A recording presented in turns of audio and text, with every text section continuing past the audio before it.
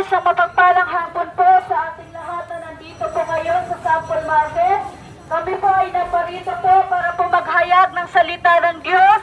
Hindi rin po kami manghihingi sa inyo ng kahit na anuman pong bagay o hindi po kami manghihingi ng donasyon, lalong-lalo na po ng pera kasi po ang kaligtasan na inaalok sa atin ng Panginoon kahit kailan po hindi natin ito kayang bayaran ng mga material na bagay, kahit po ibigay natin ang buhay natin sa bagay na ito.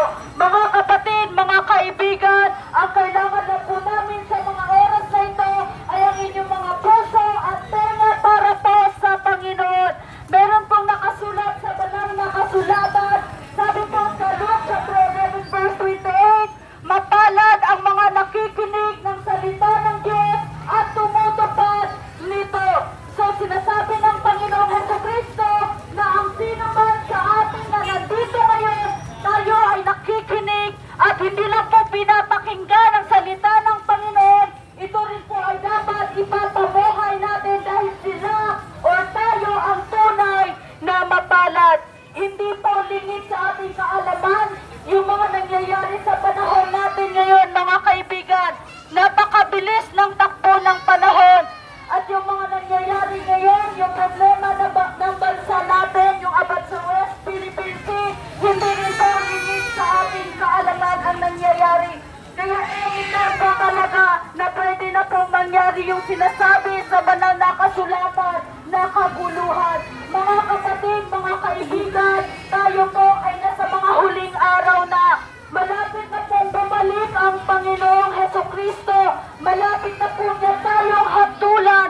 Malapit na po tayong humarap sa Panginoong Jesucristo. Kaya nga, laging sinasabi sa inyo na we need to repent for our sins. Kailangan po nating magsisi na sa ating mga kasalanan.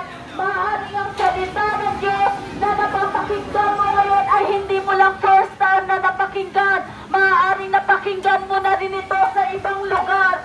Sinasabi ng Panginoon, magsisi na tayo sa ating mga kasalanan hanggat may oras pa, hanggat may panahon pa. Dahil hindi po natin alam kung ano ang pwedeng maganap sa araw ng bukas. Hindi po natin alam kung ano ang mangyayari sa ating mga buhay sa araw ng mamaya.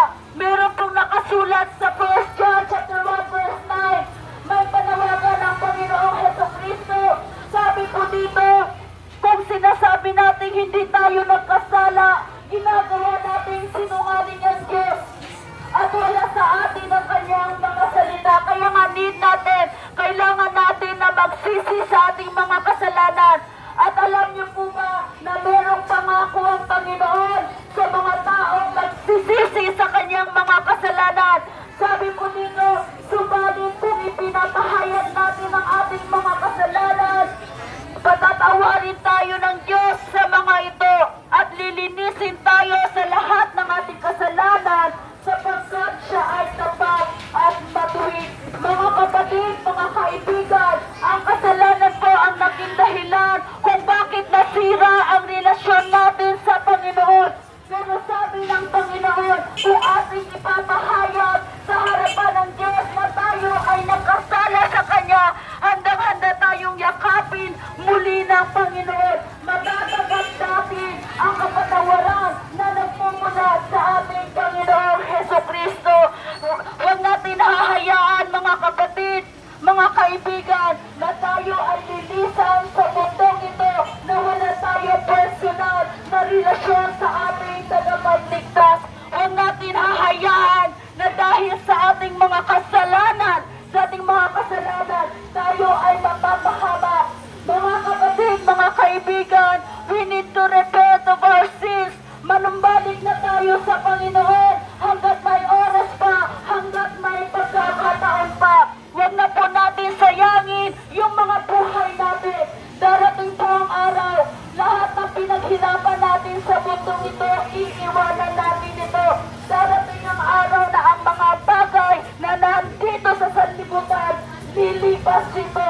At darating ang araw na tayong lahat na nandito ngayon ay haharap sa harapan ng Panginoon. Sapagkat sinasabi po sa Roma chapter 14 verse 11 to 12,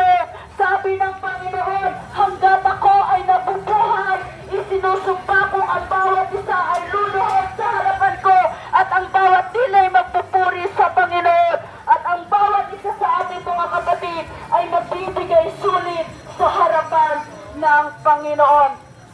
Muli po mga kapatid, mga kaibigan, magsisi na tayo, manumbalik na tayo sa Panginoon. Huwag na po natin sayangin yung mga buhay natin. Hanggat hindi tayo manunumbalik sa Diyos, hindi tayo maliligtas, hindi tayo magkakaroon ng kaligtasan sa ating mga kaluluwa. Kaya nga uulitin ko po, sabi ng Panginoon, kung ipapahayag natin ang ating mga kasalanan sa Kanya, tayo po ay patatawarin ng Diyos at dahil siya po ay tapat at matuwid. So bago kami umalis sa lugar po ninyo, nais ko po nagdiwa na isang maikling panalangin para po sa ating lahat. Aming Diyos na banal at makapangyarihan sa lahat. Panginoon, ang lahat ng bagay, yung buhay namin, yung lakas namin, Panginoon, lahat ng meron kami, ito po ay galing sa iyo, Panginoon. Wala po kaming pag-aari, Lord God, kahit yung buhay namin, Lord, ito po ay pagmamay-ari mo, Panginoon. Lord, ininutulog ko po ang bawat isang naririto. Pagpalain niyo po ang bawat isa, Panginoon. Lahat po ng nagtitinda niya, naghahanap buhay, yung mga namimili, naglalakad, Panginoon, pagpalain niyo po ang bawat isang naririto. At Ama, panalangin ko po na yung salita na kanina pong tinanggap at napapakinggan, mga salita mo, Lord, ay tumimo sa kanilang mga puso, manatili ito sa kanilang mga puso, Panginoon, upang, Lord, ito ay tumunga, Panginoon. Salamat po, Ama, sa mga mensahe na ipinapahayag mo ngayon sa lugar ng San Paul Market. Muli, O Lord, ipinagkakatiwala ko na po sa iyo ang lahat ng bagay, kasama po ang aming mga buhay, sa pangalan ng Panginoong Jesucristo. Amen at amen. God bless po sa ating lahat. At ipagpaumanhin niyo po kung kami ay naparito po sa palengking ito, sa lugar po ninyo. Mahal po kayo ng Panginoon. Si Lord lamang po ang maitaas.